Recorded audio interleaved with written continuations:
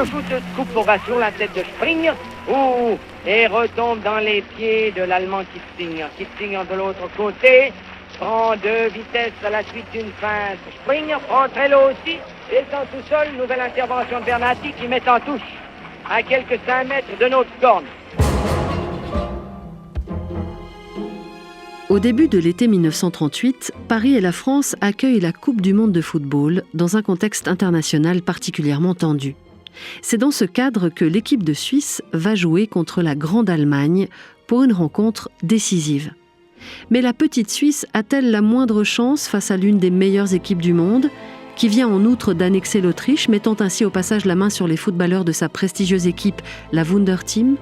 Que pourra bien faire cette modeste Suisse face à une équipe d'Allemagne augmentée, dont le régime nazi veut faire la vitrine triomphante du Reich pangermaniste?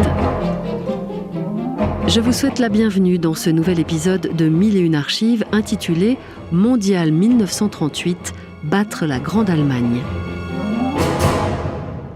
Mais revenons un peu en arrière. Le football est devenu depuis le début du XXe siècle un sport très populaire. Au tournant du siècle, de plus en plus de pays organisent des fédérations et des championnats. En Suisse, l'Association suisse de football et d'athlétisme est fondée en 1895, comme l'explique son président, maître Jean Krebs, à l'occasion du 50e anniversaire. C'est le 7 avril 1895, par un jour de premier printemps, que des jeunes gens de Genève, de Lausanne, d'Yverdon, de Neuchâtel, de Saint-Gall et de Zurich, de Bâle même, se réunissaient à Holton et adoptaient un règlement en 12 articles qui jetait les premières bases de notre association. À cette époque, en ces temps lointains, dirais-je, se rendre de Suisse française en Suisse allemande était un voyage, un grand voyage. Et il fallait certes de l'enthousiasme, beaucoup d'enthousiasme et de la conviction pour l'entreprendre à cette seule fin, de fonder une association sportive. C'est à cette période que l'on voit la naissance d'un premier championnat suisse de football, puis, quelque temps après, des premières rencontres internationales. La Suisse fait partie, en 1904, des nations fondatrices de la FIFA, la Fédération internationale de football association. À l'international, ce sont d'abord les Jeux olympiques qui font figure de compétition majeure pour ce sport. La Suisse, d'ailleurs, n'est pas une grande nation de football. Pendant l'entre-deux-guerres, ce sont des pays comme l'Italie, l'Uruguay, l'Autriche, l'Angleterre, l'Argentine, le Brésil, la Tchécoslovaquie ou l'Allemagne qui dominent. Mais aux Jeux olympiques de Paris, en 1924, l'équipe de Suisse réussit malgré tout un exploit et se hisse jusqu'en finale de la compétition où elle rencontre l'Uruguay. Le responsable technique de la sélection helvétique, M. Eugène Hamann, s'en rappelle en 1945.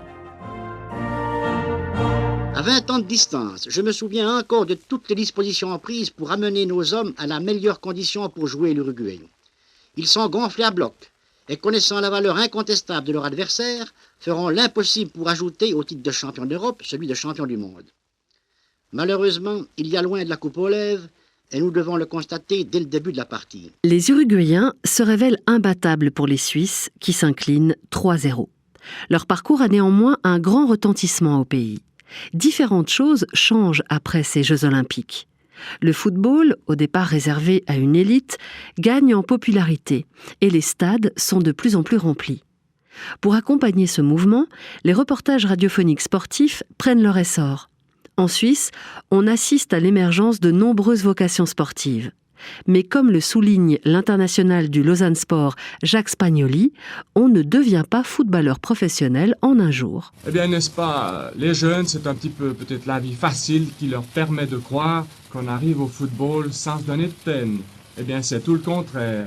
Parce que très souvent, il faut bien se dire que quand on voit un joueur sur le terrain qui joue très bien, on estime que c'est ses qualités personnelles, sans entraînement, qu'il y est arrivé. Eh bien, je suis persuadé que des années durant, il s'est entraîné dans l'ombre. C'est donc un conseil que je donne aux jeunes, c'est en tout cas de bien s'entraîner, de forcer un petit peu l'entraînement, parce que trop souvent, on voit les jeunes qui s'imaginent, après 1 ou 2 matchs, déjà capables de tenir leur place et de n'avoir pas besoin de s'entraîner régulièrement. Le football entre en pleine phase de professionnalisation et au sein de la FIFA, on se sent limité par les contraintes d'amateurisme prônées par le comité olympique. À cette époque, en effet, seuls les sportifs amateurs peuvent participer aux Jeux. C'est pourquoi Jules Rimet, président de la FIFA, décide d'émanciper le football des Jeux olympiques et de créer une Coupe du monde de football ouverte aux professionnels. La première a lieu en 1930 en Uruguay et elle est remportée par le pays hôte. La Suisse n'y participe pas, mais elle sera de la deuxième, organisée en 1934 en Italie. Elle est vaincue en quart de finale, l'Italie remporte la coupe à domicile. En pleine période de montée des nationalismes, ce triomphe est largement exploité par la propagande fasciste mussolinienne. 2 ans plus tard, ce sont les Jeux olympiques de Berlin qui sont utilisés comme tribune de propagande par l'Allemagne nazie. Cela peut expliquer le choix opéré pour la Coupe du monde de 1938. 3 pays sont candidats pour l'accueillir, l'Allemagne, l'Argentine et la France. Pour la première fois, aucun des 3 pays ne retire sa candidature et le congrès de la FIFA doit trancher par un vote. La France récolte 19 voix, l'Argentine 4, l'Allemagne 0. Le spectacle de la propagande hitlérienne a sans doute refroidi les votants qui ont massivement soutenu la France. Les qualifications pour la Coupe du monde sont organisées de manière assez baroque. 35 pays sont inscrits, seuls 16 seront qualifiés. Mais un certain nombre de pays d'Amérique latine déclarent forfait pour protester contre le fait que la Coupe soit organisée en Europe pour la 2e fois consécutive. Certaines équipes doivent donc jouer dans des groupes de 3 ou 4 équipes pour se qualifier. D'autres, un match de barrage contre une autre équipe. D'autres, un match unique sur terrain neutre. D'autres encore sont qualifiés sans jouer par suite du forfait de leur adversaire. La Suisse, elle, devra affronter le Portugal en match unique. Mais celui-ci n'aura lieu qu'en mai 1938. D'ici là, elle teste ses joueurs et la sélection qui tentera de décrocher une qualification n'est pas encore arrêtée. Plusieurs attaquants sont en concurrence pour leur place en équipe de Suisse.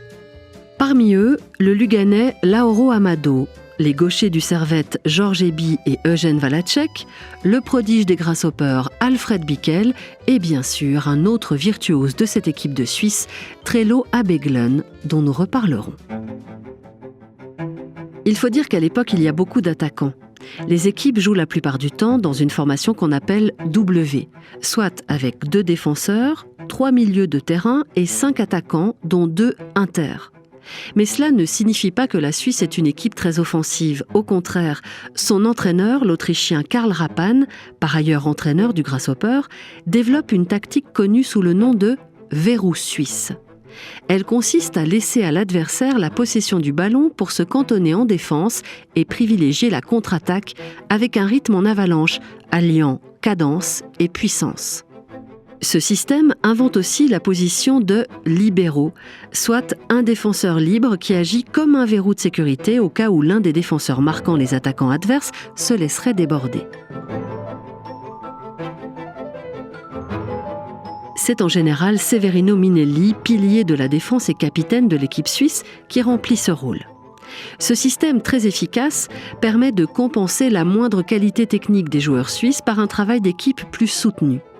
La Suisse obtient d'ailleurs contre toute attente le nul 1-1 lors d'un match amical contre l'Allemagne le 6 février 1938 à Cologne. Parmi les équipes déjà qualifiées pour la Coupe du monde à cette date, l'Autriche fait alors sensation. On appelle son équipe la Wunderteam et son jeu élégant et offensif suscite l'admiration. C'est l'une des meilleures équipes du continent et assurément celle qui a le plus beau jeu. Mais en 1938, les tensions politiques prennent le dessus. Hitler fait pression sur le chancelier autrichien Schuschnigg pour rattacher l'Autriche à l'Allemagne. Celui-ci offre une fin de non-recevoir aux exigences nazies. Les Allemands entrent en Autriche 2 semaines plus tard et annexent le pays le 12 mars sous les acclamations de la foule. C'est l'Anschluss dont témoignent les radioactualités françaises. L'Autriche est devenue allemande. Voici le film des événements qui ont bouleversé l'Europe cette semaine. Tout le monde est encore sous le coup d'une profonde émotion qui a bouleversé l'Europe à l'annonce des événements d'Autriche. Événements qui se sont déroulés à un rythme tel que c'est avec une stupeur véritable que l'univers a appris samedi matin la démission du chancelier Schuschnigg, l'entrée des troupes du Troisième Reich par toutes les frontières de l'Autriche. Après que le chancelier Schuschnigg eut annoncé qu'il cédait à l'ultimatum de Hitler, le docteur Seyss-Inquart était nommé chancelier d'Autriche. Le drapeau nazi était hissé au sommet de l'hôtel de ville de Vienne, et devant une foule immense, le nouveau chancelier, au Rathaus, proclamait en ces termes que l'Autriche devenait allemande. Ferner hat der Bundespräsident den Bundeskanzler Dr. Seyss-Inquart mit der Leitung des Bundesministeriums für Landesverteidigung betraut.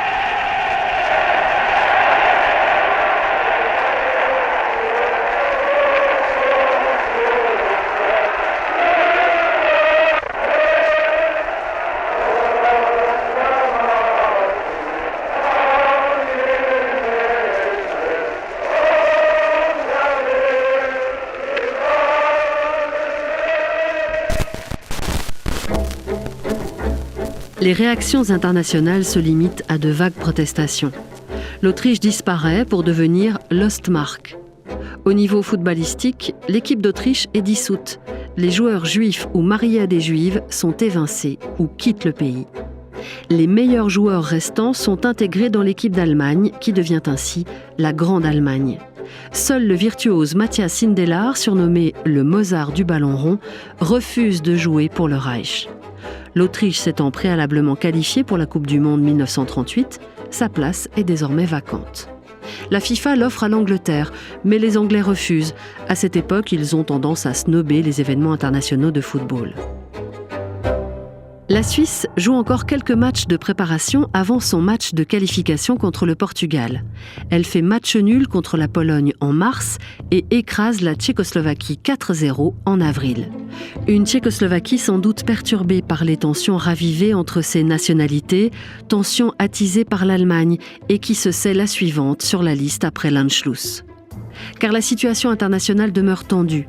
L'Allemagne fait peur. L'axe Rome-Berlin est consolidé. En France, le gouvernement du Front populaire a volé en éclats et le nouveau Premier ministre, Édouard Daladier, réaffirme à la fois l'entente franco-britannique et la volonté de paix. En Suisse, le groupe d'Oxford, initiative écuménique connue plus tard sous le nom de réarmement moral, affirme que la Suisse est en danger et appelle à l'unité du pays à travers la défense spirituelle, un concept qui deviendra important pendant la guerre. La Suisse est le point de rencontre naturel de trois grandes nations. Elle doit être une unité réelle pour remplir sa mission au cœur de l'Europe. Suisse français, aimes-tu les Suisses allemands? Te préoccupes-tu du destin? Protestant, aimes-tu ton frère catholique? Conservateur, aimes-tu les socialistes? L'unité du pays dépend de l'unité de chaque foyer. Si la dispute et l'amertume y règnent, toute la vie nationale en est atteinte. La neutralité de la Suisse ne lui sera garantie que si elle trouve sur son sol et entre ses races, ses confessions, ses partis, la réponse aux problèmes qui divisent ses voisins. La vraie grandeur de la Suisse est sa puissance spirituelle, sa meilleure défense nationale, le respect et la gratitude des pays qui l'entourent. Pour la Suisse, le grand jour arrive. L'équipe se rend donc à Milan pour tenter d'obtenir une qualification pour la Coupe du Monde dans un match unique et décisif face au Portugal. C'est la première fois que les Suisses affrontent les Portugais. L'ambiance internationale est tendue, survoltée même. C'est le 1er mai. Et la fête des travailleurs est également devenue fête fasciste dans certains pays, la fête du peuple. 7 années plus tard, le responsable technique de l'équipe de Suisse, M. Hamann, se rappelle bien cette atmosphère particulière. Il vaut la peine aussi de compter les incidents politico-sportifs du match Suisse-Portugal, match de qualification pour la Coupe du Monde joué à Milan le 1er mai 1938. Notre équipe a toujours eu pour habitude, en entrant sur le terrain, de se placer face aux tribunes et de pousser un triple ouah. Pour des raisons que la raison n'arrive pas à définir, les dirigeants italiens nous demandent de saluer en levant la main, comme le feront du reste les Portugais, dont le salut ressemble étrangement au salut fasciste. Pour éviter les incidents, un de nos dirigeants serait d'accord de donner suite à ce désir, mais ses collègues et moi-même refusons catégoriquement de modifier notre manière de saluer le public. Dès l'entrée sur le terrain, les Portugais qui font leur salut sont follement ovationnés, alors que nos petits Suisses qui n'avaient pas voulu se plier à une exigence qui nous aurait fait monter le rouge au front se font copieusement huer et siffler. Le match se joue dans cette ambiance. Dans tous les coins du monde, aux populaires comme aux tribunes, nos nombreux compatriotes qui ont fait le déplacement se battent et sont aux prises avec les Italiens.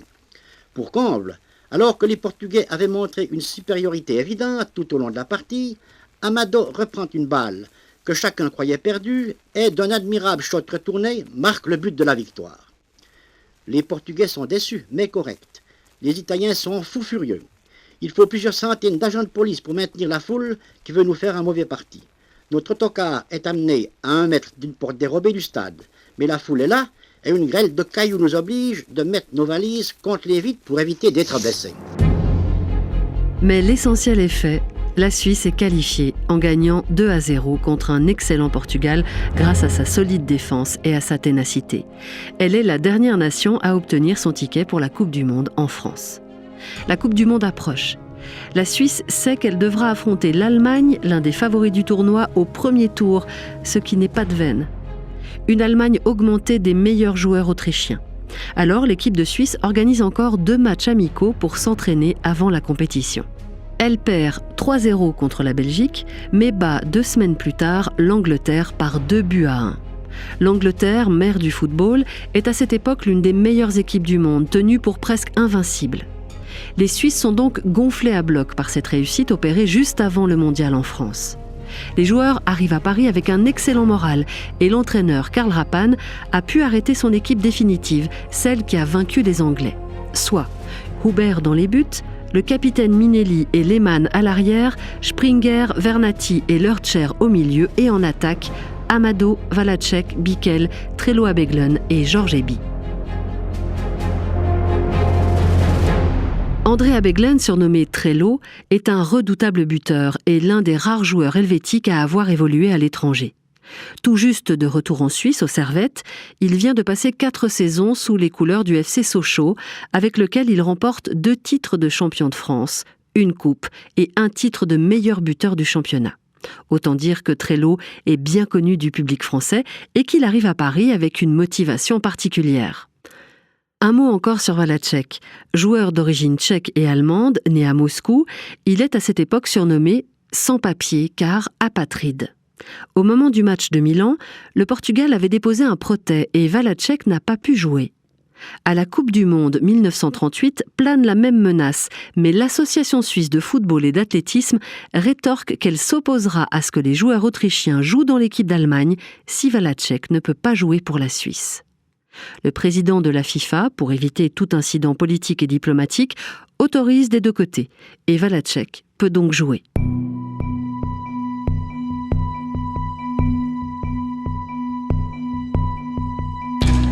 La Coupe du Monde s'ouvre donc dans une ambiance tendue, mais en ce début d'été, il fait un temps magnifique, Paris fait rêver, les rues sont joyeuses, et une partie de la France veut croire à l'insouciance et à la légèreté, comme en témoigne cette chanson de Georges Milton, enregistrée pour Radio Lausanne cet été-là, au moment du tournage de son film Prince Bouboule.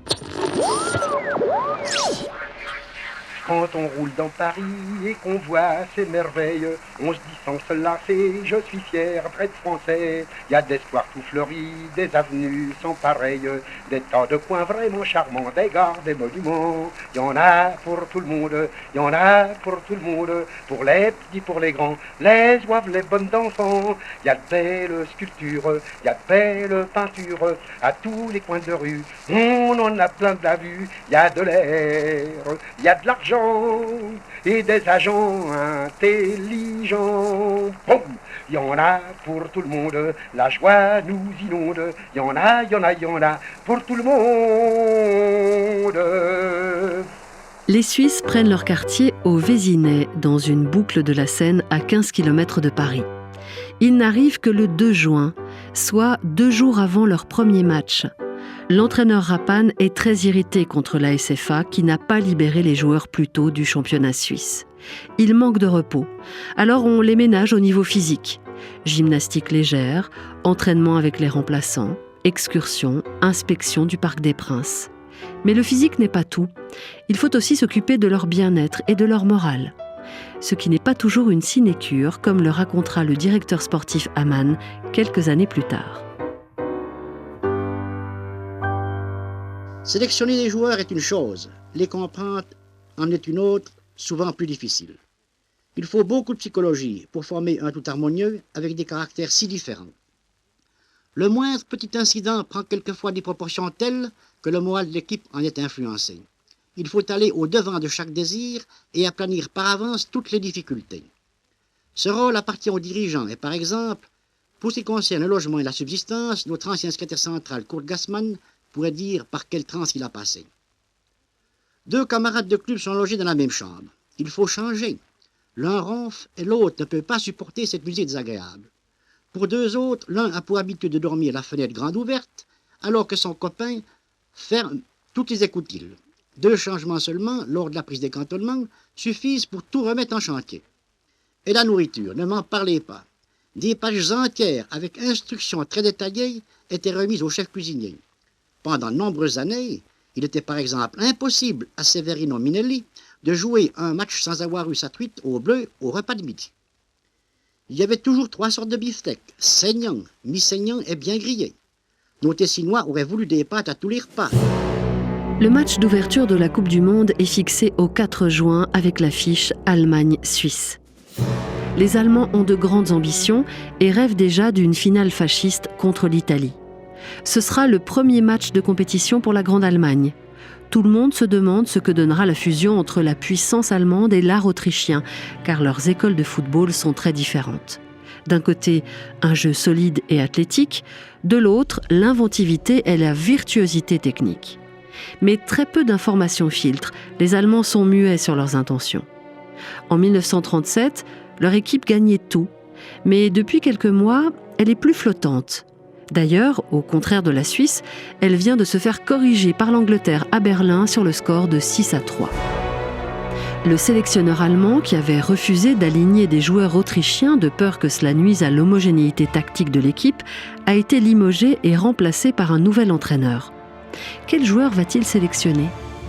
On sait en tout cas qu'il y aura de nombreux Viennois et que les Suisses doivent se méfier de l'excellent attaquant autrichien Hahnemann. En Suisse, ce match suscite un grand intérêt dans tous les milieux. On se rappelle la glorieuse équipe des Jeux Olympiques de 1924 à Paris, dont l'ombre plane partout. 1800 Helvètes font le voyage pour Paris en train spécial, contre 8000 Allemands.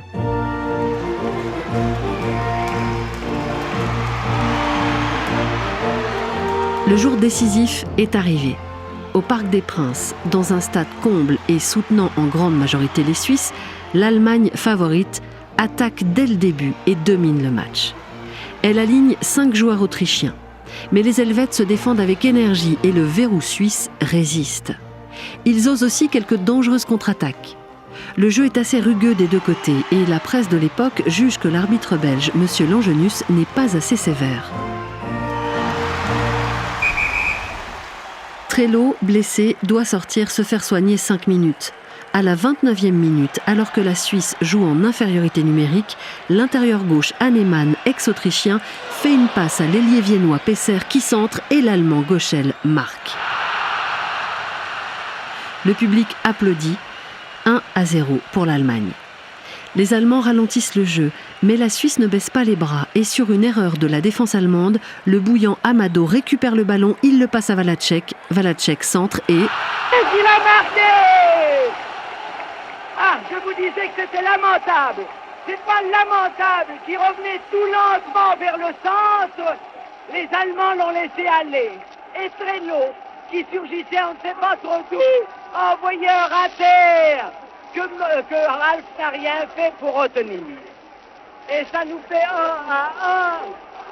à la 42e minute de la première mi-temps. Les gens s'embrassent. Devant moi, il y a un monsieur qui s'essuie les yeux, il pleure de joie. Alors, cette fois-ci, les Suisses vont peut-être reprendre l'entrain.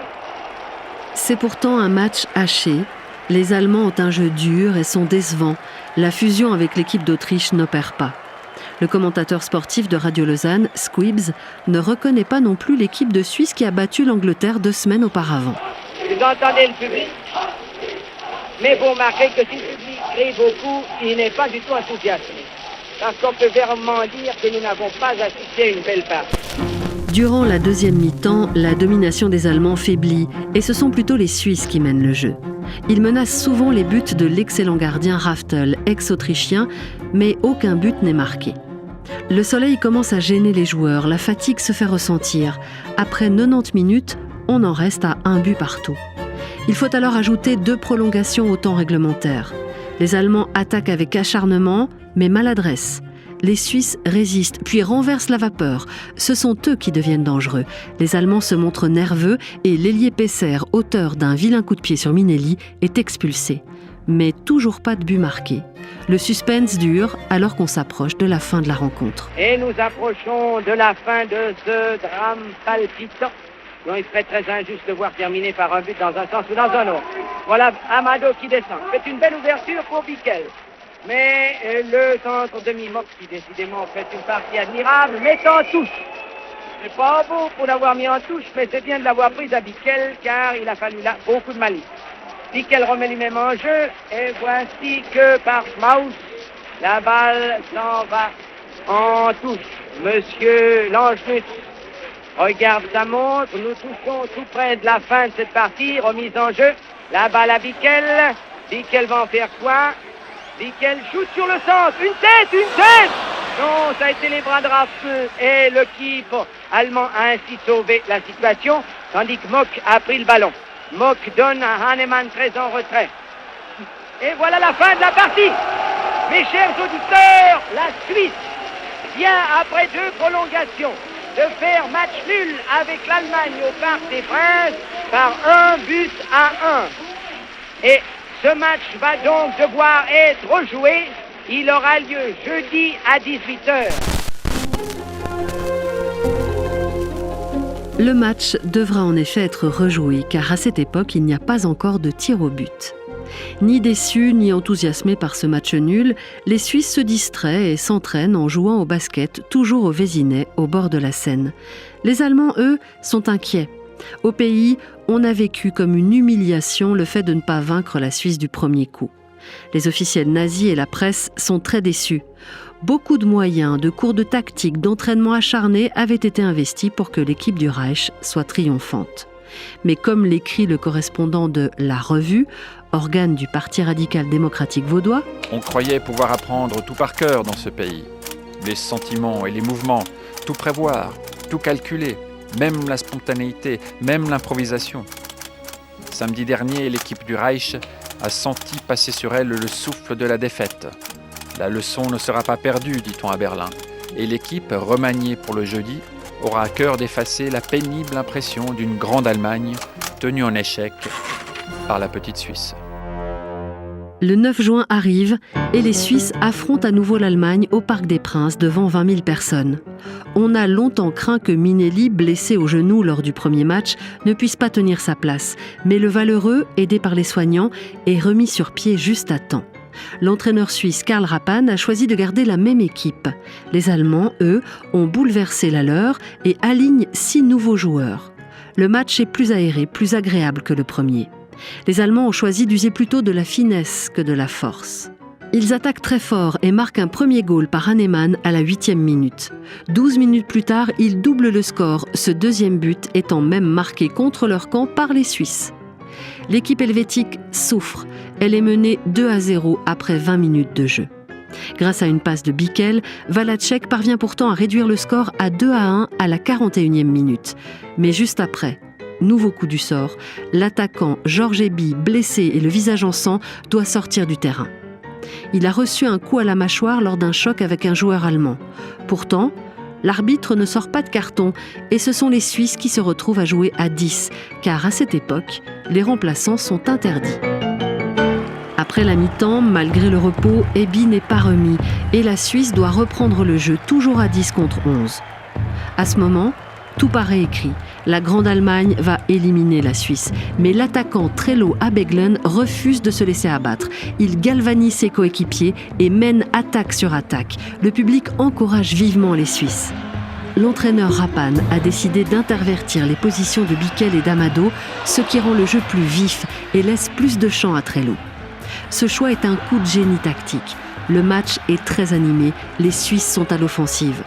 Le milieu Vernati abat un gros travail et au moment où Ebi, après plusieurs points de suture, peut revenir sur le terrain à la 59e minute, les Suisses parviennent à marquer un but par Bikel. C'est l'égalisation, 2-2. Les spectateurs laissent éclater leur joie. Dès lors, les Suisses sont déchaînés. À la 76e minute, suite à une combinaison Ebi-Amado, Trello reçoit la balle et marque. La Suisse mène 3-2. L'équipe du Reich tente de repartir à l'assaut des buts suisses.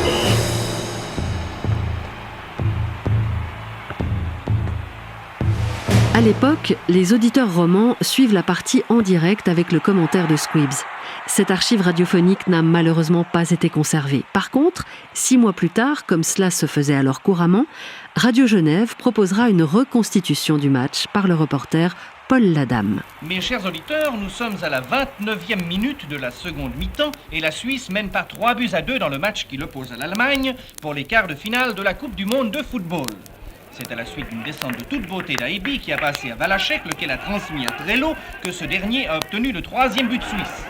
Il ne reste plus que 14 minutes à jouer. Monsieur Eklund, l'excellent arbitre suédois, a donné le signal aux Allemands qui partent résolument à l'attaque. Kitzinger en possession du cuir. Il passe à Hahnemann. Minelli s'oppose à lui et dégage.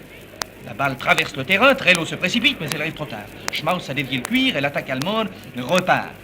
Les 20 000 spectateurs présents sont emballés par l'exhibition des nôtres. Attention, voilà une attaque très dangereuse d'Aibi. Il part, il feinte, il évite le demi, l'arrière, il centre. Oh là là, Trello se précipite. Goal, goal, mes chers amis. La Suisse mène par 4-2. Entre découragement et fatigue, les Allemands cherchent à revenir au score, mais la défense suisse ne laisse rien passer. La partie s'achève sous les ovations interminables du public. Les Suisses reviennent de loin et ont effectué une spectaculaire remontée de 0-2 à 4-2. Ils se qualifient pour les quarts de finale, tandis que les Allemands rentrent à la maison.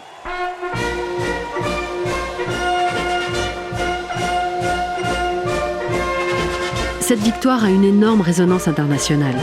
Le Grand Reich conquérant est éliminé de la Coupe du Monde, qui plus est pas par une grande nation du football, mais par la Suisse, un petit pays démocratique et neutre. C'est sensationnel et un affront pour les nazis. Les Français et tous les opposants de l'Anschluss sont ravis. La presse française et internationale salue la performance des Suisses. En Suisse aussi, bien sûr, ce triomphe a un large écho. Le match est même diffusé dans les cinémas. La tribune de Lausanne évoque le 11 juin une victoire magnifique qui, par son immense retentissement, déborde le cadre d'un simple événement sportif. Elle revêt dans les circonstances actuelles une signification particulière qui n'échappe à personne. De partout arrivent d'innombrables télégrammes de félicitations aux joueurs. Rencontré au détour d'une compétition hippique à Morges, 3 jours après le match, Henri Guisan, alors colonel commandant de corps, salue non seulement les cavaliers, mais l'exploit des joueurs suisses. Impression excellente. Public sportif et militaire, comme d'habitude, réunis. Les absents ont eu tort. Les cavaliers ont montré le même cran sur leurs chevaux que nos footballeurs à Paris contre l'Allemagne. Bravo, colonel. C'est une journée du cran, c'est une journée du cœur. Les Suisses s'inclinent toutefois en quart de finale. Épuisés par leurs 2 matchs contre l'Allemagne et privés de leur capitaine Minelli, ils sont battus 2-0 par les Hongrois, excellents tacticiens, qui font circuler le ballon sans trop se fatiguer. La Hongrie ira jusqu'en finale, où elle sera battue par l'Italie, qui deviendra une nouvelle fois championne du monde.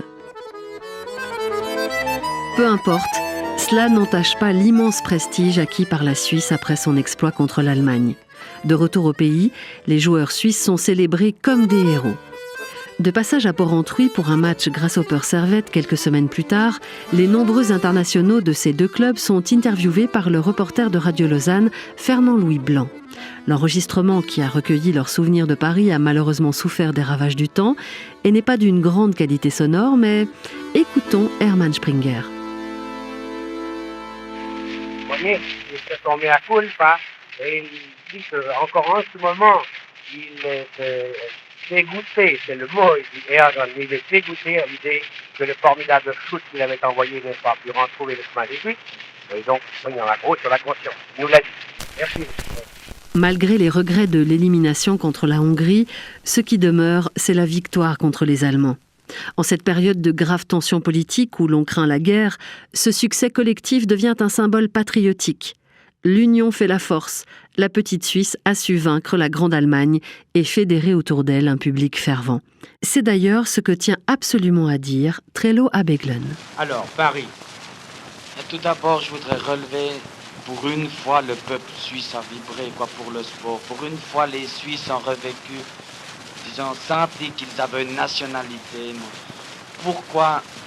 Vous avez vu le résultat qu'on a réussi à avoir avec ce soutien moral que nous avons eu depuis la Suisse, même à l'étranger.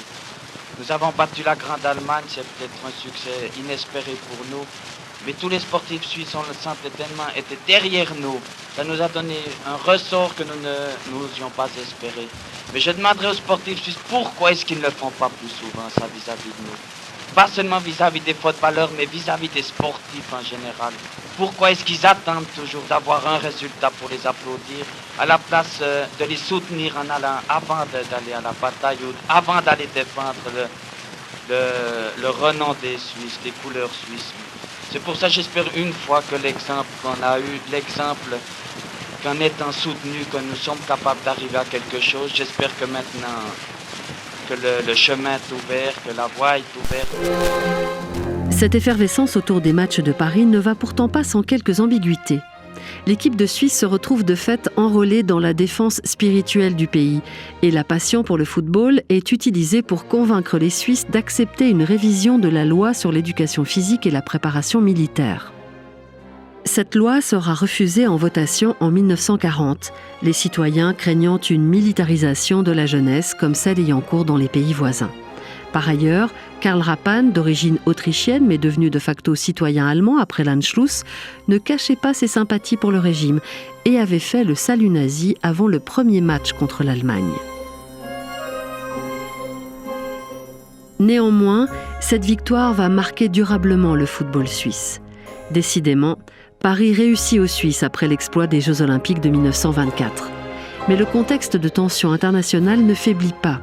2 mois après la Coupe du Monde, les Français et les Anglais tentent de sauver la paix en cédant la Tchécoslovaquie à Hitler. Mais la guerre n'est que reportée.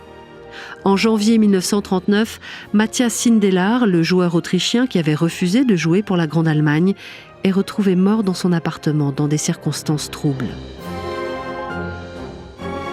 Finalement, la guerre suspend les compétitions internationales. Et ces héros de Paris, comme on les a appelés, que deviennent-ils? Trello Abeglen mourra en 1944 d'une septicémie à 35 ans, suite à un tragique accident quelques années avant la généralisation de la pénicilline. L'apatride Valacek finira par obtenir la nationalité suisse et sera le héros d'un roman de Giovanni Orelli, Le rêve de Valacek, en 1991. Bickel sera le seul joueur suisse rescapé de 1938 à jouer aussi la Coupe du Monde de 1950 au Brésil. Minelli prendra sa retraite sportive en 1946, mais sera, avec 80 sélections, le plus capé des joueurs suisses et même mondiaux pendant une décennie.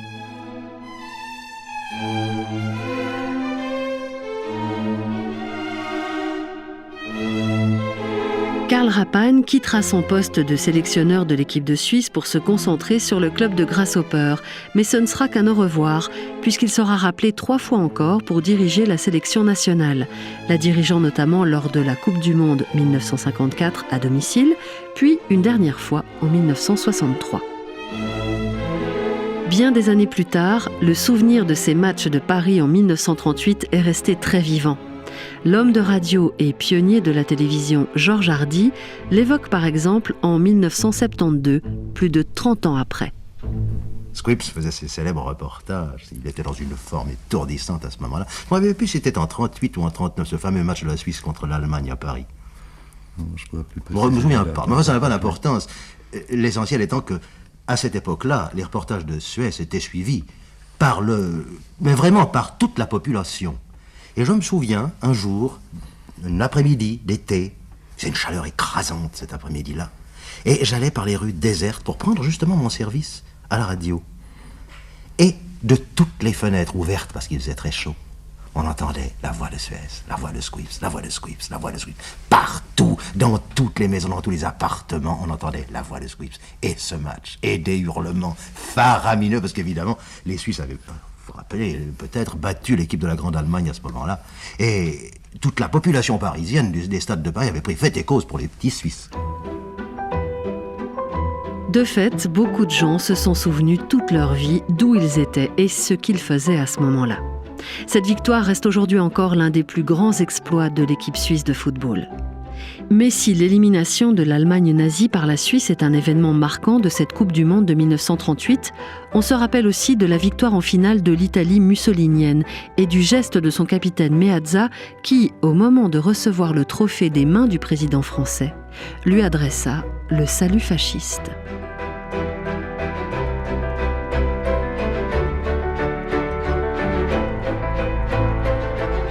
Ainsi s'achève cet épisode de 1001 Archives. 1001 Archives est un podcast des archives de la RTS, produit par Aurélie Roulet. Cet épisode était écrit par Alain Freudiger, réalisé par Rodolphe Beauchot, avec la voix de Sophie Richard. Retrouvez toutes les archives que vous avez pu entendre au cours de cet épisode sur notre site web rts.ch/archives. Et pour ne rater aucun épisode, vous pouvez vous abonner à ce podcast. Il est disponible sur Play RTS, YouTube, Apple Podcast et les plateformes de streaming audio. Et si la période de la Seconde Guerre mondiale vous intéresse, je vous conseille d'écouter les épisodes de 1001 Archives consacrés au plan Wallonne, aux Gueules Noires ou encore à l'invasion de la Finlande par l'URSS.